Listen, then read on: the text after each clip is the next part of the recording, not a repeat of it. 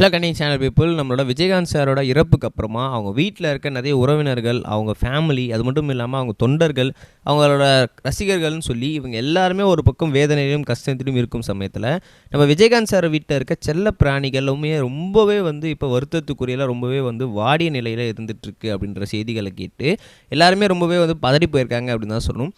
என்ன நடந்துச்சு அப்படின்றத பார்ப்போம். ஃபர்ஸ்ட் ஆஃப் ஆல் நம்ம விஜயகாந்த் சாரோட வீட்டில் நிறைய செல்லப்பிராணிகள் இருக்குது அப்படின்றது நமக்கு நல்லாவே தெரியும். நிறைய ஆடுகள், மாடுகள், அது மட்டும் இல்லாமல் நிறைய சின்ன சின்ன கண்ணுக்குட்டிங்க, அதுக்கப்புறம் நாய்ங்க, பூனை, குருவி, புறா அப்படின்னு சொல்லி நிறைய விஷயங்கள்லாம் இருந்துகிட்ருக்கு.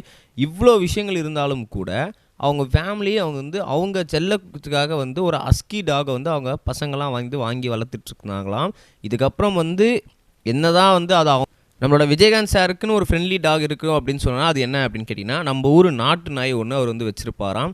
அந்த நாட்டு நாய்க்கு அவர் தான் தனிப்பட்ட முறையில் எப்பயுமே சாப்பாடு அளிக்கிறதும் சரி, அது கூட டைம் ஸ்பெண்ட் பண்ணுறதும் சரி, எந்த ஒரு ஜாலியான விஷயமா இருந்தாலும் அந்த நாட்டு நாய் கூட மட்டும்தான் நம்மளோட விஜயகாந்த் சார் இருந்துக்கிட்டு இருப்பார். மற்ற டாக்கூர்லாம் இருப்பார் போவார். ஆனால் இந்த அளவுக்கு பாசம் இருக்காது நம்மளோட விஜயகாந்த் சாருக்கு. அவ்வளோ பாசம் அந்த நாட்டு நாய் மேலே வச்சுருப்பார் அப்படின்ற அவரையும் சொல்லியிருந்தாங்க. இப்போது அவரோட இறப்புக்கு அப்புறம் அந்த நாய் ஸ்டில் இன்னும் வரைக்கும் சாப்பிடாமல் இருந்துகிட்டு இருக்காம். ஏன்னா அது கேப்டன் மட்டும்தான் உணவளிப்பார் அப்படின்னும் போது மற்ற யாரோட உணவுமே அது ஏற்க மறுக்குது அப்படின்ற மாதிரியும் சொல்லியிருந்தாங்க.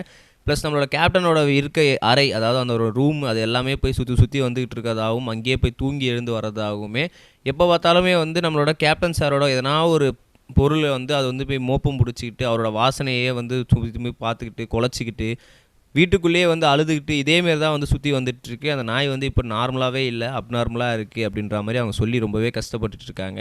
ஒரு செல்லப்பிராணி கூட இவ்வளோ அது மேலே பாசம் இருக்குது அப்படின்னும் போது அது எல்லாருக்குமே ரொம்பவே ரொம்ப சூப்பரான ஒரு ஃபீலிங் கொடுத்தாலும் நம்ம கேப்டன் நம்ம கூட இல்லை அப்படின்றது ரொம்ப வருத்தத்துக்குரியது சொல்லுவோம். நம்ம நெக்ஸ்ட் வீடியோ சொல்கிறோம் கைஸ். இது வரைக்கும் கனெக்டிங் டிவிக்கு சப்ஸ்கிரைப் பண்ணனா மறக்காமல் சப்ஸ்கிரைப் பண்ணிக்கங்க.